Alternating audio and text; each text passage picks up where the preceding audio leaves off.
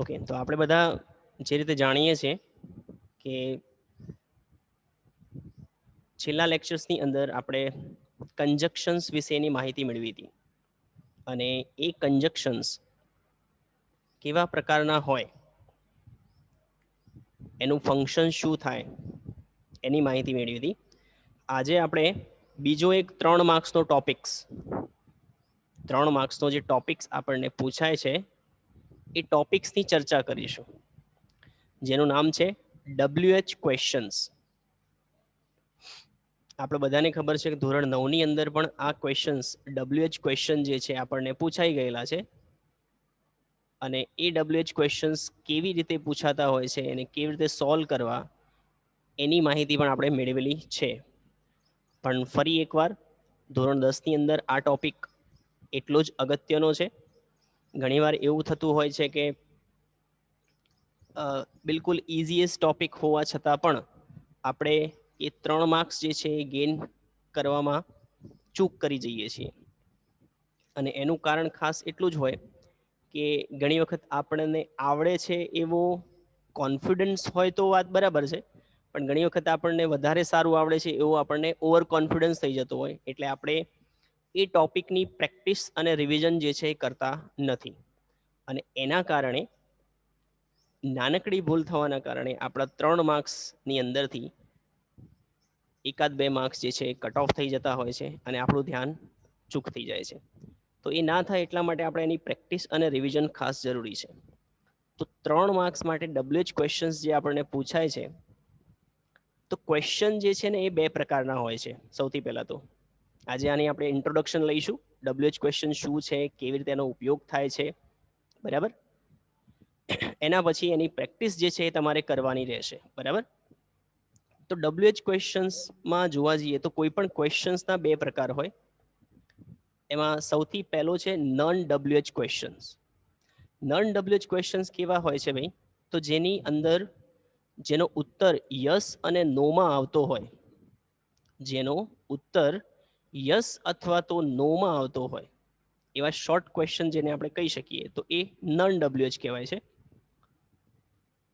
જ્યારે WH ક્વેશ્ચન્સમાં તો WHO, who, what, where, why, when, which, whom, whose, how many, how much, આવા જે WH છે એ WH જે છે એનો ઉપયોગ થતો હોય છે અને આપણને ક્વેશ્ચન કેવી રીતે પૂછાતો હોય છે, બોર્ડની એક્ઝામમાં કેવી રીતે એને પૂછાય છે અને આપણે કેવી રીતે સોલ્વ કરશું. તો આપણને ખબર છે કે આપણને એવું લખેલું હોય છે કે ભાઈ તમને જે અંડરલાઇન કરેલ વર્ડ્સ આપેલો છે એ વર્ડ્સનો ઉપયોગ કરી અને યોગ્ય WH ક્વેશ્ચન્સ બનાવો, બરાબર.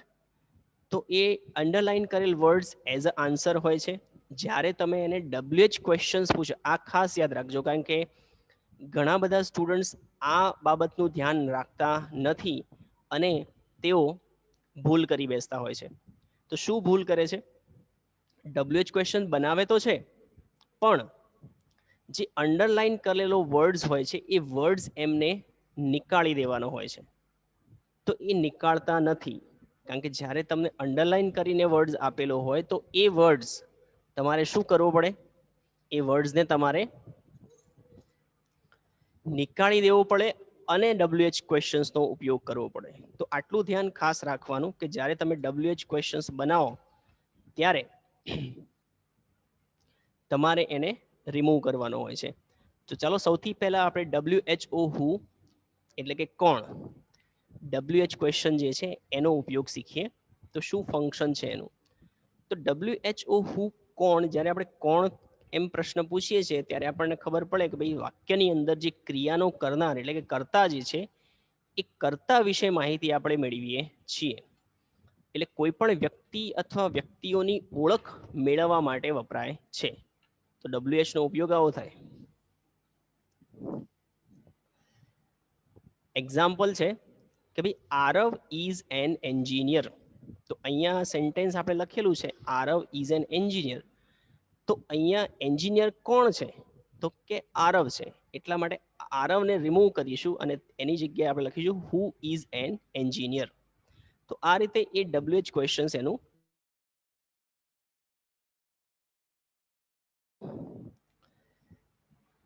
બીજું છે રિતિકા રોટ અ લેટર.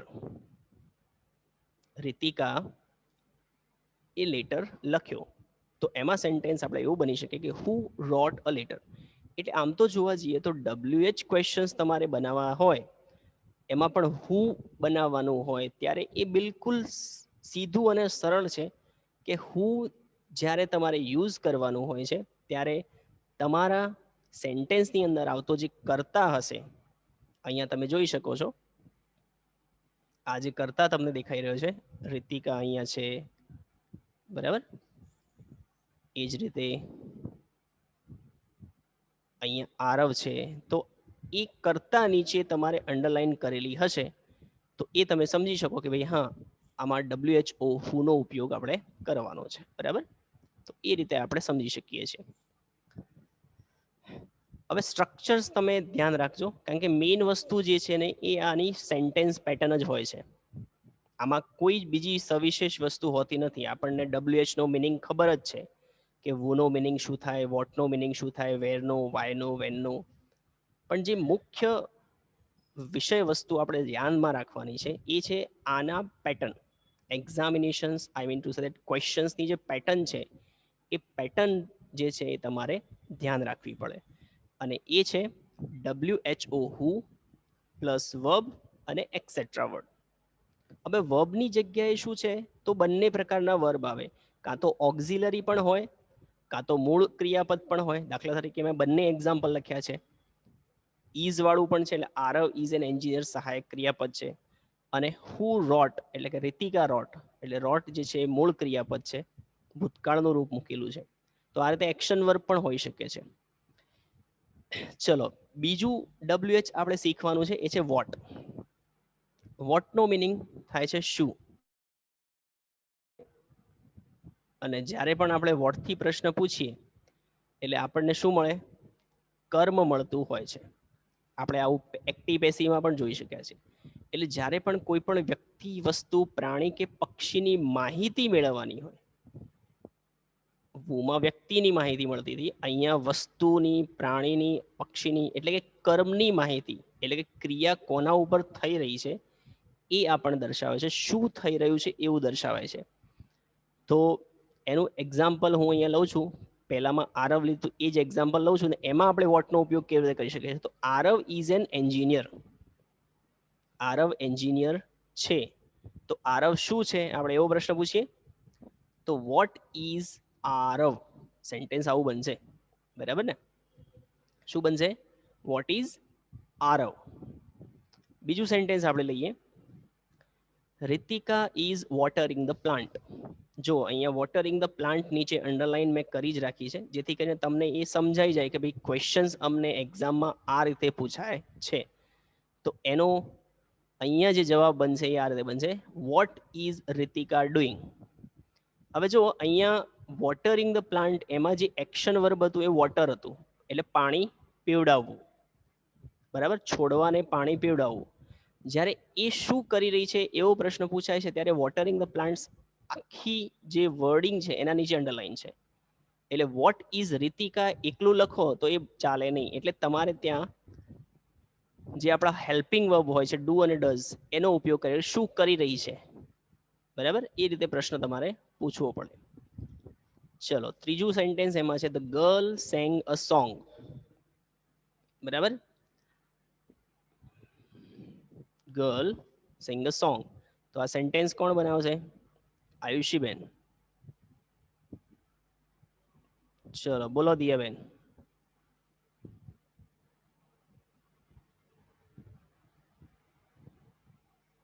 દિયા.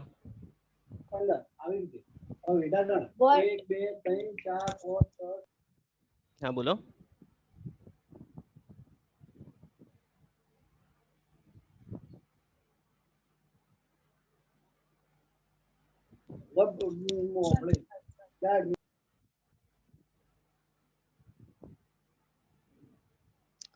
બોલો દિયાબેન.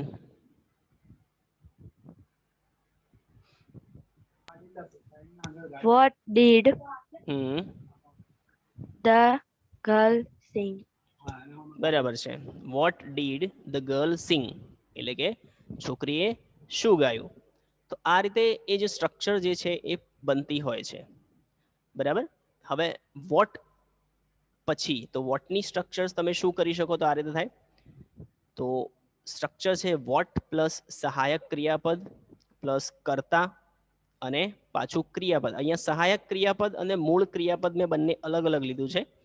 ઘણીવાર એવું થાય કે ભાઈ સીધું જ સહાયક ક્રિયાપદ પછી કરતા હોય, ક્રિયાપદ ના પણ હોય. જેમ કે પહેલું સેન્ટેન્સ હતું આરવ ઇઝ એન એન્જિનિયર, તો એ સેન્ટેન્સની અંદર જે રીતે થતું હતું એવું બની શકે, બરાબર. તો કદાચ પાછળ મૂળ ક્રિયાપદ માટે જે આ મેં ઓપ્શન મૂક્યું છે એ ના પણ હોય, તો તમારે સમજી લેવાનું. ચલો બીજું WH આપણે જોઈશું વેર. વેરનો અર્થ થાય છે ક્યાં. આપણને બધાને ખબર છે કે વેરનો ઉપયોગ જે છે ક્યાં કરીએ છીએ. તો વેર જે છે એ શેના માટે વપરાય, સ્થળ દર્શાવવા માટે વપરાતું હોય છે. એટલે જ્યારે વેરથી પ્રશ્ન પૂછેલો હોય તો કોઈ પણ વ્યક્તિ, પ્રાણી, પક્ષીના સ્થાનની જાણકારી જે છે એ મેળવવા માટે આનો ઉપયોગ થાય છે, બરાબર. એટલે જ્યારે જ્યારે પણ સેન્ટેન્સની અંદર કોઈ પણ સ્થાન દર્શાવતા શબ્દ નીચે અંડરલાઈન કરેલી હોય અને તમને પ્રશ્ન બનાવવાનું કીધેલું હોય તો ત્યારે તમારે વેરનો ઉપયોગ કરવાનો હોય છે, બરાબર. એક્ઝામ્પલ જોઈએ તો Suresh is in the office. હવે આમાં સ્થળ દર્શાવતો શબ્દ કયો છે તો કે ઇન ધ ઓફિસ. ઓફિસ એ જગ્યાનું નામ છે, બરાબર. એટલે તમારે માત્ર ઓફિસ એકલું નહીં લેવાનું, કારણ કે ઓફિસ એ નાઉન છે, જગ્યાનું નામ છે. એની સાથે કોઈને કોઈ પ્રેપોઝિશન હશે, in the office, on the place, એવું બધું જે છે એ. તો એના માટે તમારે એ ખાસ ધ્યાન રાખવાનું હોય છે, બરાબર. ઓકે, તો હવે વેરનો જે ઉપયોગ છે તમારે આ રીતે કરવાનો. તો હવે આ જે સેન્ટેન્સ છે આપણી જોડે એ કેવી રીતે બને, તો ઇન ધ ઓફિસ જે છે એ નીકાળ દેવાનું અને આગળ આવી જશે વેર. સો વેર ઇઝ સુરેશ. સુરેશ ક્યાં છે એવો અંશ થાય. બીજું સેન્ટેન્સ જોઈએ જ્યાં પ્રોપર સ્થળ. હવે આ એક હતું મેં સહાયક ક્રિયાપદ વાળું જ સેન્ટેન્સ જોયું છે, બરાબર. સહાયક ક્રિયાપદ સાથે સાથે હવે જ્યારે મૂળ ક્રિયાપદ આપેલું હોય તો મૂળ ક્રિયાપદમાં કેવી રીતે ઉપયોગ થાય, તો અહીંયા લખ્યું છે Sakshi went to Palanpur last week. તો જો પાલનપુર ટુ પાલનપુર જે છે આખું નીકળે છે. ઘણી વખત એવું બનતું હોય છે કે તમને માત્ર પાલનપુર નીચે અંડરલાઈન કરેલી હોય, એટલે સ્થળ નીચે જ આગળનું પ્રેપોઝિશન જે છે એના નીચે અંડરલાઈન કરવાની રહી ગઈ હોય, તો આપણે એ સમજવાનું કે મારે પ્રેપોઝિશન સાથેનું જે વર્ડ છે એ લઈ લેવાનું છે, કારણ કે પ્રેપોઝિશન એ સ્થળ દર્શાવવા માટે વપરાતો હોય છે, બરાબર. એટલે આનું સેન્ટેન્સ કેવી રીતે બનશે, સોરી મેં અહીંયા વેર ડઝ લખ્યું છે, એની જગ્યાએ તમે વેર ડીડ કરી દેજો. તો where did Sakshi go last week, બરાબર. આ વેન્ટનું અહીંયા વેન્ટ છે એટલે અહીંયા ડીડ થશે, બરાબર. પછી છે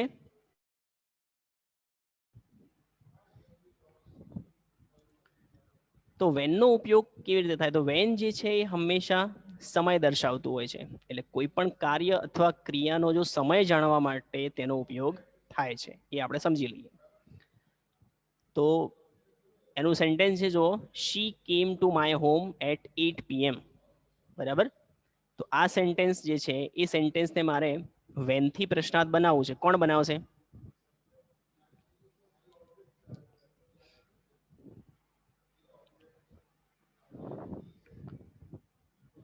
ચલો કોણ બનાવશે ફટાફટ, હાથ રેઝ થવા જોઈએ ભાઈ, કારણ કે આ તો બહુ જ ઇઝી ટોપિક છે, જે 3 માર્ક્સ આપણને ખૂબ જ આસાનીથી આપી દે એવો ટોપિક છે. એટલે આના માટે મેક્સિમમ, ચલો ખુશીબેન, ખુશી,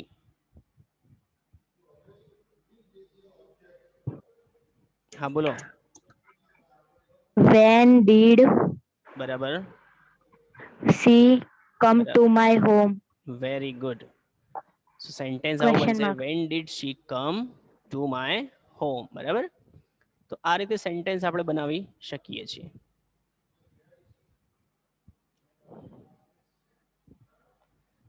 આગળ વધીએ.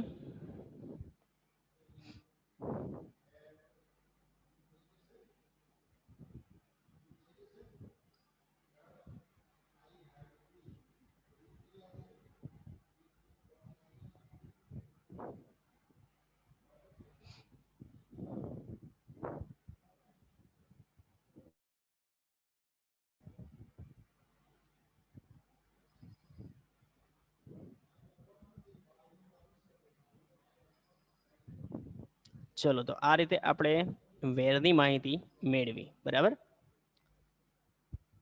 હવે જો મેં અહીંયા એકચ્યુઅલી જનરલાઇઝ કરી અને તમને બિલકુલ સિમ્પલ અને સરળ રીતમાં એક ટેબલ બનાવ્યું છે, જે ટેબલ્સને તમારે ખાલી યાદ રાખવાનું છે. તો તમે પેલી બધી જ સ્ટ્રક્ચર્સ જો કદાચ એક વખત માટે ના યાદ રાખો તો પણ ચાલે, અહીંયા બધું જ તમને મળી જશે. જો સૌથી પહેલા આપણે જોયું તો હું અહીંયા તમને હાઇલાઇટ કરતો રહું છું.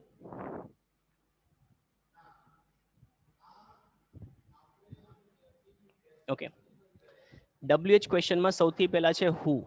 તો હુ આપણે લીધું, તો હુ કોને દર્શાવે ભાઈ? તો એ કર્તાને જણાવે છે.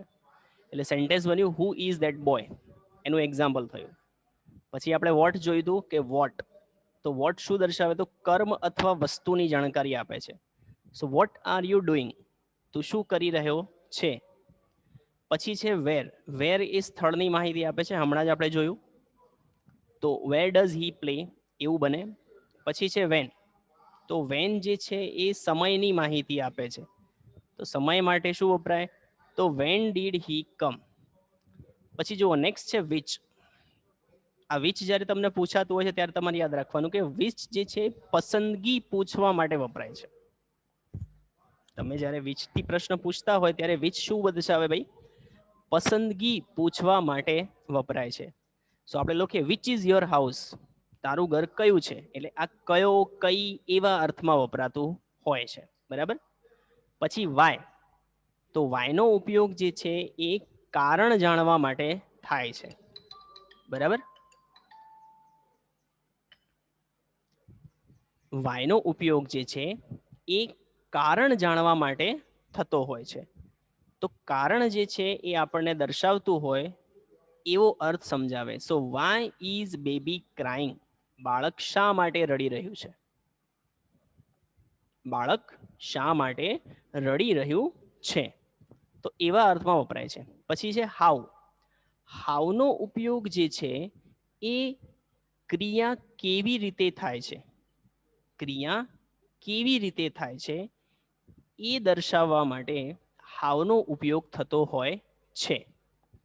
For example, how did you do this, તે આ કામ કેવી રીતે કર્યું. એટલે કેવી રીતે કોઈ પણ ક્રિયા જે છે એ કેવી રીતે થાય છે એ રીત જાણવા માટે આનો ઉપયોગ કરવામાં આવે છે. પછી છે હાઉ મેની અને હાઉ મચ. હવે હાઉ મેની અને હાઉ મચ જે છે એ સંખ્યા જાણવા માટે વપરાતું હોય છે, બરાબર. દાખલા તરીકે how many mangoes did you buy, હવે સંખ્યા હોય કે સાથે સાથે કોઈ પણ પ્રકારનું કેટલા એવા અર્થમાં વપરાય, બરાબર. હાઉ મેની અને હાઉ મચ કયા અર્થમાં વપરાય? કેટલા, કેટલું એવા અર્થમાં આ વપરાતું હોય છે. એટલે તમે જ્યારે હાઉ મેની અને હાઉ મચનો ઉપયોગ કરો છો ત્યારે જો હાઉ મેની અને હાઉ મચની જે સ્ટ્રક્ચર છે એમાં ફેરફાર થતો હોય છે, એ બદલાતી હોય છે. કેવી રીતે બદલાતી હોય છે?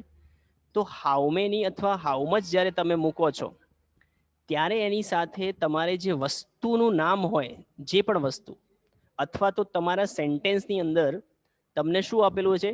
સંખ્યા દર્શક નાઉન આપેલું હોય, એ સંખ્યા દર્શક નાઉન નીચે અંડરલાઈન કરેલી હશે. દાખલા તરીકે એવું હોય કે ભાઈ આઈ બોટ 3 મેંગો ફ્રોમ માર્કેટ, તો 3 નીચે અંડરલાઈન કરેલી હોય, બરાબર. એ રીતનું સેન્ટેન્સ બની શકે. તો એ 3 નીચે જે અંડરલાઈન કરી છે, અંડરલાઈન પછીનો જે શબ્દ હોય ને એ વસ્તુ કહેવાય. કારણ કે હંમેશા હાઉ મેની અને હાઉ મચની અંદર આ ફિક્સ જ હોય કે તમને જે સંખ્યા દર્શાવતો અથવા તો માપતોલ દર્શાવતો જે શબ્દ આપેલો હશે એ શબ્દની પછી જે છે એ નાઉન આવતું હશે, એટલે વસ્તુનું નામ આવતું હશે. એ વસ્તુનું નામ જે છે એ તમારે હાઉ મેની અને હાઉ મચ સાથે મૂકી દેવાનું, બરાબર. તો એ રીતે એ જે સ્ટ્રક્ચર જે છે બની જાય. પછી તમારું ક્રિયાપદ, એટલે આ હાઉ મેની અને હાઉ મચની સ્ટ્રક્ચર થોડી એક બદલાતી હોય છે. હું તમને અહીંયા એને લખીને દર્શાવી દઉં છું એટલે તમને આઈડિયા આવી જાય. દાખલા તરીકે અહીંયા બનશે હાઉ મેની, બરાબર, બરાબર, કાં તો હાઉ મચ, બરાબર, પ્લસ એની સાથે શું હોય તો વસ્તુનું નામ, બરાબર.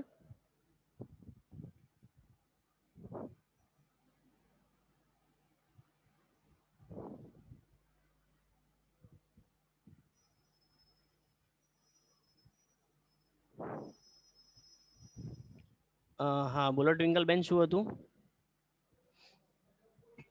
સર કાઈ નહીં, લો હેન્ડ કર્યો જ નથી. અચ્છા, ઓકે, ચલો. તો આ આપણી હાઉ મચ અને હાઉ મેની જે સ્ટ્રક્ચર છે એને આપણે જોઈ લઈએ એક મિનિટ. ચલો, વસ્તુનું નામ પછી તમે અહીંયા સહાયક ક્રિયાપદ મૂકી શકો છો. બરાબર. સહાયક ક્રિયાપદ પછી કર્તા, બરાબર, અને કર્તા પછી મૂળ ક્રિયાપદ.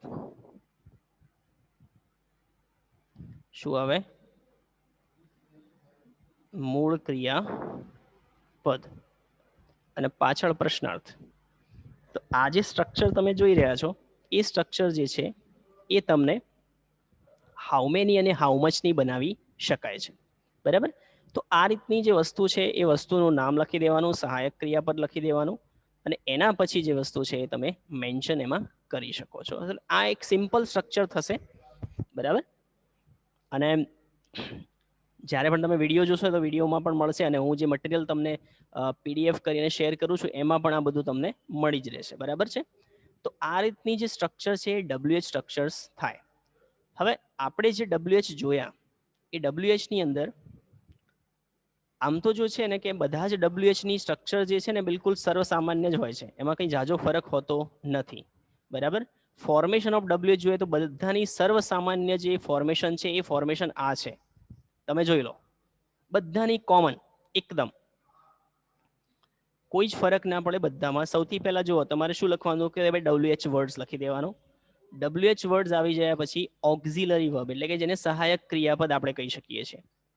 સહાયક ક્રિયાપદ લખ્યા પછી સબ્જેક્ટ એટલે કે કર્તા, પછી વર્બ અથવા તો નાઉન. જો મેં અહીંયા જે છે એ વર્બ અને નાઉન બંને મૂક્યા છે ઓબ્લિકમાં. એનું કારણ છે કે કેટલાક એવા ક્રિયાપદો હોય અથવા તો કેટલાક એવા સેન્ટેન્સીસ હોય છે જેની અંદર સહાયક ક્રિયાપદ અને એક્શન વર્બ આ બંને બે પ્રકારના વર્બ વપરાય. દાખલા તરીકે પેલું સાદા ભૂતકાળનું જે સેન્ટેન્સ હોય, સાદા વર્તમાનકાળનું સેન્ટેન્સ હોય, અથવા તો પછી બીજા જે ચાલુ વર્તમાનકાળ ચાલુ ભૂતકાળના સેન્ટેન્સ હોય. દાખલા તરીકે આપણે લખ્યું કે હુ ઇઝ એન્જિનિયર, તો એમાં જુઓ WH વર્ડ્સ આવ્યો, એમિઝાર ઓક્ઝિલરીમાંથી આવ્યું, અને અહીંયા આવી ગયું સબ્જેક્ટ એટલે કે કર્તા, એટલે કે આ વર્બ અને નાઉન આવ્યું નહીં. બરાબર ને? પણ બધા સેન્ટેન્સમાં એવું થાય નહીં. બધા સેન્ટેન્સ અલગ અલગ હોય, એટલે બે પ્રકારના થઈ શકે. એક સહાયક ક્રિયાપદ માત્રથી બનતા હોય, અને બીજા છે એ સહાયક ક્રિયાપદ પ્લસ વર્બ પ્લસ નાઉન સાથે પણ બનતા હોય છે. એટલે બંને પ્રકારના સેન્ટેન્સીસ જો હોય તો એમાં આ એક જનરલ ફોર્મ્યુલા જે છે એ જનરલ ફોર્મ્યુલા તમે એપ્લાય કરી શકો છો. બરાબર છે? એટલે તમારે ખાસ એ ધ્યાન રાખવાનું કે એ જનરલ ફોર્મ્યુલા જે છે એ મારે કેવી રીતે ફ્રેમ કરવાની હોય છે. એટલે આ તમને બધા જ વર્ડ્સ જે છે એ વર્ડ્સ અહીંયા સમજાવી દીધા. આ એની જનરલ જે ફોર્મેશન્સ હતી એ ફોર્મેશન્સ મેં અહીંયા લખી દીધી. બરાબર. એટલે આ પ્રકારના WH ક્વેશ્ચન્સ જે છે એ WH ક્વેશ્ચન્સ જે છે તમને પૂછાઈ શકે છે. બરાબર. અને એ WH ક્વેશ્ચન્સને તમારે ખૂબ જ ધ્યાનથી સમજવાના, કારણ કે કોઈ પણ પ્રકારની મિસ્ટેક્સ ના થવી જોઈએ. બંને એક્સરસાઇઝ જે છે આપણી એ બાકી છે, કન્જક્શન્સની અને આની WHની પણ એક્સરસાઇઝ આજે બાકી રહેશે. એટલે હું જે છે આજે કાં તો આવતીકાલે એની PDF ફાઇલ જે છે એક્સરસાઇઝની પ્રેક્ટિસ માટેની એ હું બનાવી અને તમને મોકલી આપીશ. તો તમે જે છે જ્યારે ત્યારે પણ તમારો ઇંગ્લિશનો ચોપડો જે છે એ ફ્રી થઈ જાય ચેકિંગમાંથી, એના પછી જે છે તમે એને સોલ્વ કરી લેજો. બરાબર છે? આજના દિવસ પૂરતી આપણે આટલું રાખીએ છીએ. નેક્સ્ટ લેક્ચર્સમાં નવા ટોપિકની ચર્ચા કરીશું. બરાબર.